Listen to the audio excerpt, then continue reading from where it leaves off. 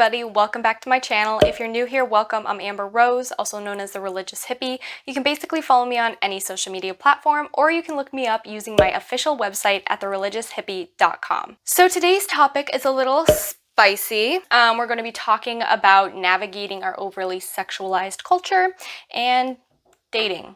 Hello. I don't claim to have all the answers here. I'm not saying that all my advice is going to be applicable to you and your situation, but I'm just saying in general, these are the things that have helped me. These are the things I've personally experienced, and I'm just trying to help. So if you have something mean to say, please click away because we do not tolerate that here. And let's get into the video. So the first thing I want to state is that lust is literally everywhere. And not just that, but also lust is oftenly mistaken for love. And it's totally backwards, and no wonder our society is so messed up. So what is lust? The Catechism of the Catholic Church 2351 states, "Lust is a disordered desire for an inordinate enjoyment of sexual pleasure. Sexual pleasure is morally disordered when sought for itself, isolated from its procreative and unitive purposes. In other words, when it is separated outside of marriage. It is in fact a mortal sin to lust after somebody in your heart. In other words, if you see somebody and instead of looking away or, making sure that you understand they have human dignity, you decide to go off into this fantasy world with them in a sexual way, that is actually a mortal sin. People don't actually know that. However, if a thought just randomly pops into your head and you instantly just deny it, you reject it, intrusive thoughts are not mortal sins. A lot of people think like, oh, it popped into my head, so I must just be thinking it. No, some things do pop into our heads. And this is one of the reasons pornography is so dangerous, is because demons can actually bring up old memories to trigger us and to make us lapse into another sin. So if you used to watch pornography or something of that nature, a demon might be able to get you into a weak spot, pull up a memory, and boom, pull you right back into the cycle. It's really crazy. Father Ripperger did a whole video about it. I'll link it below for you guys. I think it's really hard to avoid lustful situations, mainly because it's everywhere. Magazines, billboards, TV commercials, TV shows, movies, literally just everywhere. It used to be more avoidable because back in the day, if you wanted to see an X-rated film or if you wanted to do those things, you would actually have to go out to an XXX store, whatever they're called, and show up in person. You would have to show your face going in there, which would create some type of shame, and then you would have to purchase it. Like nowadays, it's just free online. It's literally everywhere. How do you avoid that? When it comes to lust and how to avoid it, these are some of my biggest tips.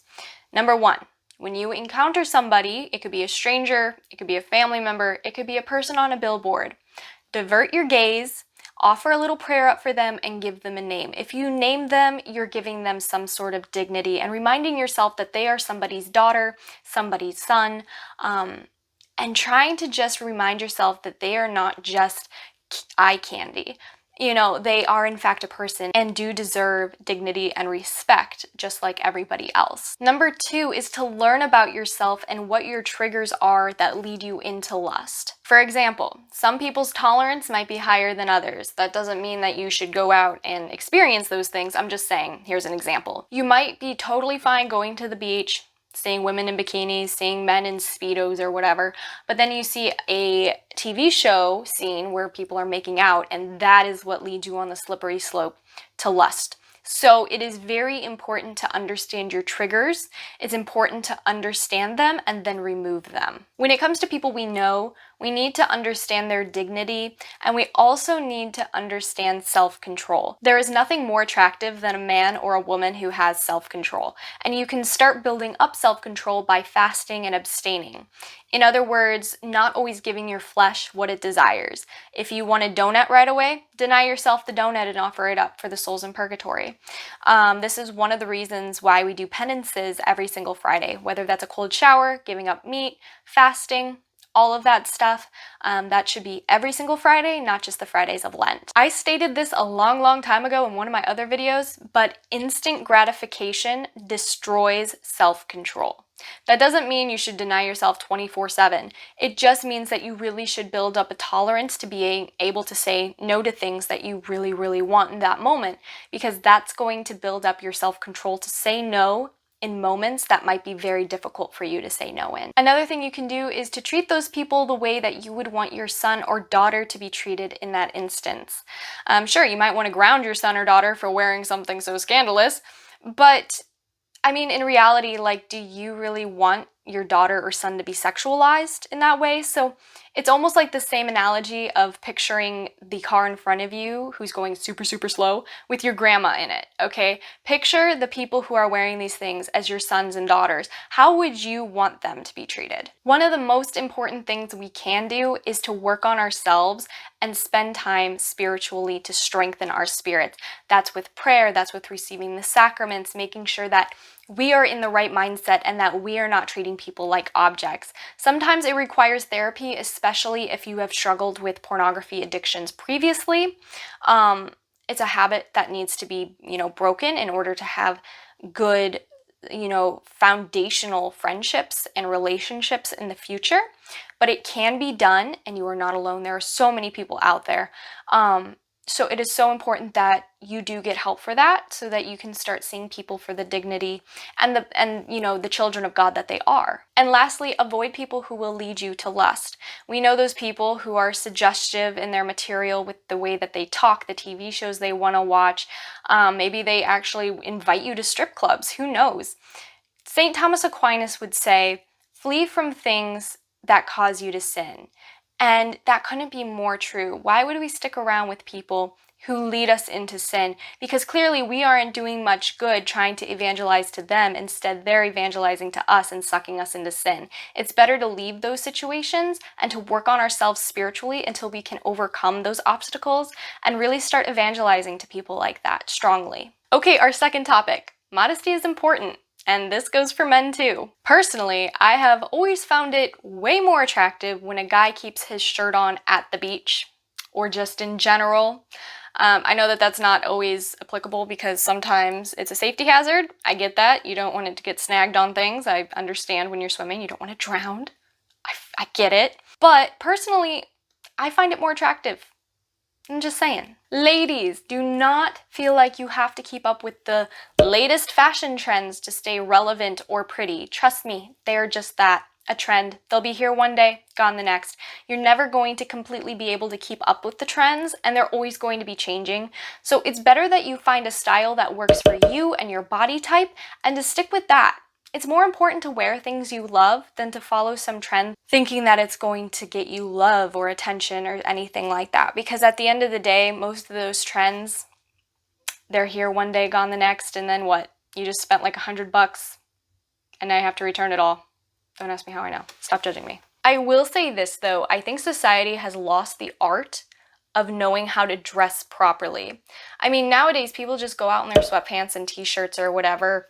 Men wear their Crocs out, women wear their flip-flops out. I'm not saying that these are technically bad things. We tend to attract people with how we dress. So if you aren't dressing very well, you're probably not going to be attracting the best people. I'm not saying you should dress up like it's the Met Galas or anything like that, but like making yourself presentable, washing your hair, doing some light makeup, making sure that your clothes don't have stains on them, just little detail things. You can wear modest things and still look presentable. I know a lot of people think that modesty looks frumpy. It's not. That's just Target's modesty style, I guess. But if you know how to dress for your body type, and this goes for men too, you'll be surprised at the kind of people you attract by just changing your style. It's very interesting. I kind of ran a little social study doing that, and I was very surprised at the people I attracted when I dressed very nicely versus when I literally just wore sweatpants and an old t-shirt. It was an interesting time. I also want to put in a disclaimer here that modesty is going to look different for a lot of people. When I first did a modesty video way back 2 years ago, I stated that back in Native American times, I am Native American, a bare-breasted woman was considered to be modest. And in Victorian times, a woman who had a turtleneck and buttons down her bodice and she had long sleeves, that was considered modest. So it really depended on the culture and everything of that nature. But the main thing is that we should not be intentionally leading people to lust by what we wear. However, sometimes this is completely unavoidable and you could just be wearing something completely normal, jeans and a t-shirt or whatever, and there will still be creeps out there who will lust after you no matter what. That is not your fault, so don't worry about that. And don't forget that modesty is not just about the body, it is also about the mind. Our thoughts can be lustful and sinful, so watch out for that. And if you do have any urges like that, just use the tips that I've mentioned before. Our third topic is to date somebody who is in their faith. I just want to say that it is literally one less issue you have to deal with when somebody is in their faith. Now, some people, they might need a little push. That's totally fine, but you shouldn't be fighting them and pulling teeth trying to get them to mass or to say grace or to pray with you. It really shouldn't be like that. They should already be doing these things on their own. You are not their parent and you should not be pressuring them to be doing these things.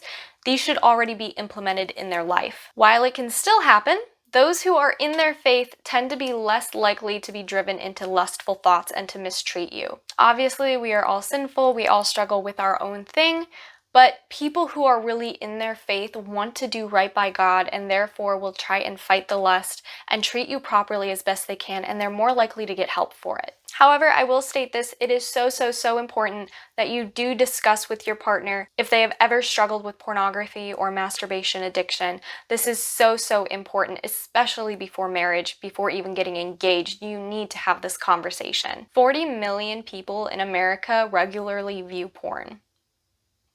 73% is women, 98% is men. It is very rare to find somebody who has not struggled with this addiction in one way or another, whether in the past or present, so it is very important to have this conversation before even talking about getting married. I'm not saying like pop it on the first date, obviously get to know the person a little bit better, but I am saying it is an important conversation to have because they need to be made aware of it, and so do you. Our fourth topic is, "This world is thy ship, not thy home." And that's a quote by St. Therese of Lisieux. In this culture that we live in today, we really need to make sure that we're staying focused on what's important, which is eternal life, getting to heaven, getting home. Some simple ways we can do this is by integrating daily prayer into our lives. And if you're already doing this, spice it up a little bit, you know, change it up, make it longer, pray during different parts of the day, try a novena. There are so many ways to spice up our prayer life, and it's so important that we are keeping that communication open with God at all times, because a relationship goes two ways. We have to talk to Him, and He will talk with us. Start receiving the sacraments regularly if you are not already doing so. It is so important, especially confession and receiving Jesus truly present in the Eucharist, in a state of grace, of course. If you are not in a state of grace, go to confession first. Get involved at your Catholic church. Find good Catholic friends. We need community. We need a support system.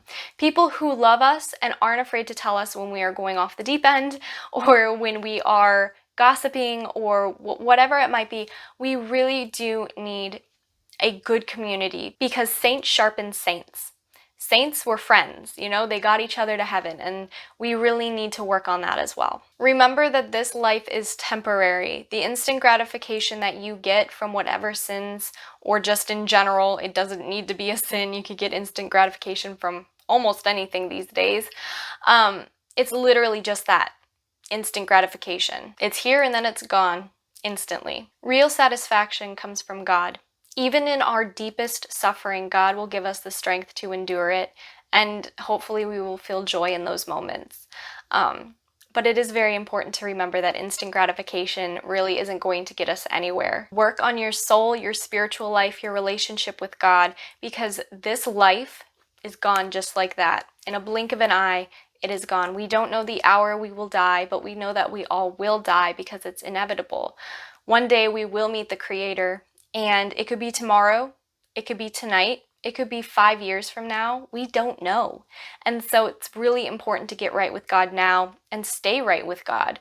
Continue receiving the sacraments, continue going to confession, and continue having that relationship with Christ. And our fifth and final topic is to get involved with things that matter. Who knows? Maybe you're already involved with the pro-life movement. Maybe you're already involved with a soup kitchen and you feed the homeless. Maybe you're already doing things that matter. But if you aren't, start doing things that matter. Pray outside abortion clinics, feed the hungry. You can knock out some corporal works of mercy that way. We really do need to take care of others and really push ourselves towards better things and things that actually matter and are going to make a difference. And so this is one of those things that we can do. People often ask me what to do if they want to find a spouse. First of all, make sure that that is actually the vocation that God is calling you to. Some people just automatically think, oh, I'm called to be married. But in reality, some people are called to celibacy, other people are called to holy life. It just depends. It really depends.